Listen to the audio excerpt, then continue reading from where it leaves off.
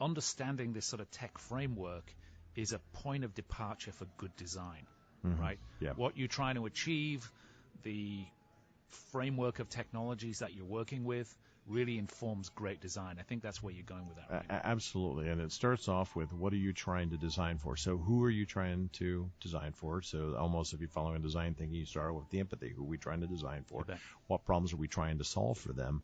And then the ideation phase is bringing in tools, resources, design principles that will help us create that best experience. But you start with those first two pieces, then you wrap the technology around. When you start with technology, you're starting at the wrong design point in and of itself. Yeah. So that's really how I try to think about it, to say, what are we trying to achieve with this? Because platforms are neither good nor bad. They simply are. And it's like, I think sometimes people, bang on the LMS. And I said it was always intended to be a tracking and reporting tool. It has fulfilled that exactly as we've asked it to be. Yeah. Perhaps our expectations were set a little higher, yes, and fair that enough. might be the problem. Yes, in all fairness, yes. Well, that's a good transition to another concept that you talked about in your speech, and that's this this S-curve concept, jumping the S-curve. Mm-hmm. And I think you're pointing out that in an age of, in a VUCA world, a volatile, uncertain world, we're not immune in the learning space, and we're being disrupted. And the key question is, when do you pivot? When do you jump? When do you move to that second curve?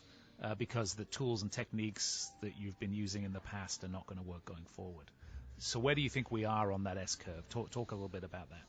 So, I think that, and I use the IBM example as probably, as an organization, it has had 4 significant shifts as you go forward on it. You think about, they started off with business machines, and then they went to computers and consulting, and now they're into, data cloud computing is really where they're going.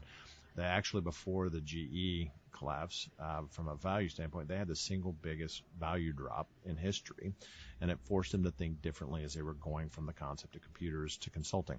The idea is that saying, did they get rid of all their internal folks? Did they change it? So they had to think differently about how they were going to do their work, and they did it proactively, look at the trends, were able to make that transition. And I think the hard part for us is, in the learning space, is that you can't get rid of everything because it's not all bad. But there are things that are fundamentally different that we're doing. Some core principles will always hold true, but you have to think about kind of a new idea. And this is really the hard work that we have to do. And that's where I think the role of making sure that we bring an evidence-based approach, that we go forward. And I'm not saying that you have to wait around till the research is incorporated. Yeah. Actually doing something, collecting feedback on it, gathering data on it itself. Experimenting. Exactly. Is you create your own data set. What is working for your organization, for your culture? And that's what was really important, trying to get out of it. So I think it's trying to, for us, is, as a profession, is, we've always had a bedrock of really good adult learning research for us, but it's been, takes a long time to build up, incremental moving, an inch forward. The question is, we have so rapid times, how do we continue to add to that base intelligently, share that? And that's, creating a structure so that we can get more informed rather than just opinions. Yes. So I think we're in violent agreement on that one. What I like, you call yourself a recovering instructional designer. And, I have a love-hate relationship with instructional design. I'm not really an instructional designer, but I work with a lot of them, and they drive me nuts, and they delight me as well. But I loved what you shared about the 6 learning design mind shifts that you think we need to put in place as we go forward. Can you frame that up for me? Can you describe the frame of that, or go sequentially through those 6 things? I think it's a really interesting perspective. Yeah, and so I just kind of, weigh 6 points of overlap with how we kind of think about, the work we do traditionally versus thinking in a more digital or modern approach. So if you think about where the design point starts. Yeah. So historically, a lot of the instructional design process we often start with content, we start with objectives. We may start with a little bit of a learner analysis, but we start off with objectives and content. In the more modern or aligned with that digital approach, we should start off with the journey and the experience. Start off with who we're building for, what are we trying to solve for them, kind of bringing that through that process. Create a journey rather than transactional conveyance of knowledge. And that's a big shift. Doesn't mean we get away from good instructional practices of having learning outcomes. I'm not saying we abdicate or get away from that, but we need to first think about how people are going to experience this. I mean, since the 90s, when we started to look at the new online, from the traditional, from CD-ROMs to true online, the self-paced shift, we really haven't had a huge user shift in experience. And now we have this huge change in the way we use and consume information, the way I'm on my devices, how I access information. And we need to get back to some really good user and journey experience principles that are going to meet them wherever they're at. So you need a different or a more evolved way. So perhaps if I can just kind of play that back to you, perhaps in the old way of thinking, the traditional way of thinking, when we're going to solve a problem with learning, we start with content. And we start with how we're going to design content and learning objectives and bits of content. Maybe in the new world, we start with this idea of an experience and a journey. Is that how to frame it up? So we start, I think, kind of following, with some of that design focus, we start off with the who and the why, really, and then we talk a little bit about how could we, open up our minds, and that then gets us to the what. Yeah. We used to start with the what first. Yes. So we have 3 questions we're really answering before the what. I like the hackathon. It's a good example. I mean, it seems to be catching fire as an approach right now, and I think that's a great experiential learning that needs a frame, a loose frame, and a lot of energy, but not a ton of content, not a ton of like structure and. It needs to be flexible and adaptive to meet the needs. It's a fit-for-purpose exercise, which it is a repeatable process, but it's really contained by who you bring to the table, who you're all trying to solve for, what you're trying to solve. And as long as you hold to the principles, that a process can be 1 day, it could be 5 days, it could take over a period of 3 months. You want to fit it to the right size. You know what I like about this, and not to dive too deep in this, I'm sure we could, is that I think learning experiences can create net new knowledge. Absolutely. And yet we often kind of default to learning experiences about being the transfer of existing knowledge. And a hackathon, I think, is a great example of how you can generate absolutely net new ideas and net new thinking and net new concepts that you could have never transferred because they exist out across the organization. So our first row is design points. Yep. Our second row is what you call the moments of need. Can you explain that, and what's the transformation? So historically, we think about when we're going to, focus on the what's the content we're going to roll out. We often start from the first point of, I need to introduce you to the concept. I go from general to more specific. I think about sequencing and chunking. But what I don't think about is flipping it to the user-centric view of when would they actually need the content, and they're going to evolve it. Yeah. When I'm exposed to it for the first time, I may need to see it a couple of times. I may need to have a quiet space to think about it. But if I'm trying to figure out when something went wrong or something changed, I don't need all the context. I need access to people that can help me find the answers to, or the quick answers to, how do I remedy what's wrong. So as you're going through that journey to meet them across those range of needs, you have to think differently over a system, how you provide it and who provides it. So I blend the 5 moments of need with a social system to be able to help it. So when you really think about when you're applying it, when something changes, when something goes wrong, this is where you evoke the ecosystem of the performers to help meet each other's needs. So instead of us providing and rolling out, formal plan training, we start to create an ecosystem where those performers are starting to feed each other. When something goes wrong, they're doing it. Now, I'm not an instructional designer. I don't have to map out everything. I just need to help create the environment that promotes that. Yeah. I support it and nurture it. But got it. And it's helping people connect the dots at different points and in different environments. Then your third row is about a measurement approach. What's the transformation going on around? I love this one because this is a great conversation to open up to our business. This has been one of our challenges historically in the learning spaces. We don't feel that we connect very well with the business. And this concept of moving to starting at the point of measurement in the business is a great way to connect with our business partners. So instead of, when I look at Kirkpatrick or Phillips' model, it's not that the 1 through 4 or the 1 through 5 levels were wrong.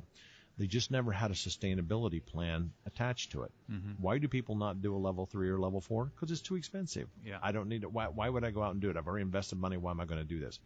What if we actually started to map from the business where they're already collecting data on performance, and you go from the most lagging indicators mapping back to the least lagging indicators. So the behaviors we see that lead to the change, that leads to the increased revenue, decreased cost. So you map these measurements in the business. And then we have kind of our initiative, whatever we rolled out at the leftmost, the leading thing. But we're able to now collect data where they're already pulling it with maybe 1, 2, 3 extra data points instead of having to go out. Now, this is sustainable, ongoing. We're capturing it on their cycles. And when I ask a business partner, I said, how do you measure success right now? How do you know who to promote, who to let go, who to coach? That's great insights for us to say, well, let's tap into those because that'll help us either prove or improve what we've rolled out. But it's a natural, more tied into the workflow. So anyway, I'm passionate about it. But man, when you ask the business their questions about them instead of us saying, tell me what your content is, tell me your objectives, now I'm starting to go, how will you measure? Got it. And the really good thing is that if the business really cares about it, it's already measuring it. And if it's not working, there's already data evidence there to show why it's not working. And if we intervene in some way, then we should see that metric go north and recover, right? Well, even, this is the role where, good instructional agents can go in and provide a new value to the organization. It says, look, you're trying to measure. Let's say you're trying to go from quality of call to volume of call, but they haven't changed the metrics. Yeah. I said, I'm rolling out a curriculum on call quality, but yet you still want to measure just duration. So it's a great question to ask, an obvious but important question, because you're going to get, no matter what I roll out in training, you're going to get what you measure. Got it. Your fourth row, Matt, was learning speed. And what is the, I think that's the label. That's what I wrote down anyway. What do you think is the sort of change, the shift that's happening on that dimension? Yeah, and that's really, borrowing from, I think, some of our peer marketing industries and some of the other dimensions of the business is this concept of customer centricity. And based on what we know about our internal customers, how do we change our workflow products that adapt to get them what they need? So manufacturing part of the organization versus a sales organization have different rhythms, different needs, different cycles. They have different resources. And so the question is, how can I optimize my process internally as a L&D leader to get them what they need in the schedule? What kind of data do they need? Instead of, the traditional, where learning is a function, where one size fits all. Yeah. We start to think about, based on what we know about our customers, we adjust our work practices. And so that's moving at the speed of business versus moving at the speed of instructional design. You send me your question, your content, and 12 weeks later you'll get a course. Now I'm like, how do I help you make more insightful business decisions? Got it. And then you talk about process, and your process journey, I think a lot of people will know, is from the kind of the old traditional sort of waterfall development methodology to agile. This sort of like iterative, very closely aligned to design thinking, where we're running experiments and quickly learning and then running the next experiments. Absolutely. I think it's really bridging in the future. What we've really seen work well is taking the best of design thinking, which really is that early, empathy, definition, ideation, and then taking that prototype and test component and really wrapping around it the agile of true rigor, sprint, scrum, those behaviors to actually work at getting a minimal viable product out successfully so you can test it. Yeah. And that is, when you don't know what good looks like, follow that approach. If you know exactly what good looks like, take the waterfall approach. I mean, if I had, let's say, for example, 14 training product modules are out there, it's really testing well, they like it, they're learning, they're delivering better in the field, and you want a 15th module, I don't need to convene a design thinking exercise. Match what works. So be in the waterfall. I'm not saying you get rid of it, but the thing is, it's an and conversation, and use the right tool for, if you don't know what good looks like, you need to collaboratively define it. Got it. Are you seeing organizations out there, companies, academic institutions, that are really using agile learning development processes now? Do you think it's really starting to happen? Yeah, absolutely. And this has been an interesting, when we've started our new processes with some of our partners, we have, so obviously the infusion comes a lot from Stanford D School. And then when you think about the infusion of user experience coming from the Norman Nielsen group back in the 90s, when they started off the concept of user experience, a lot of those things are coming forward from academia, but now we're seeing good traction and results. And the reason that sometimes in the past they've shied away from design thinking because it was all creative and fuzzy, and we never got between a first or second res, and it never really went anywhere. But this is where you blend both the rigor of agile, true agile execution, with the nice personas, the empathy side, and all of a sudden we're starting to say within 12 to 15 weeks in a similar instructional design cycle, I can have you a better product. We may have done some of the same things we could have come up with, but you understand them better, and we're applying them in a nuanced way that will generate better impact. It also implies that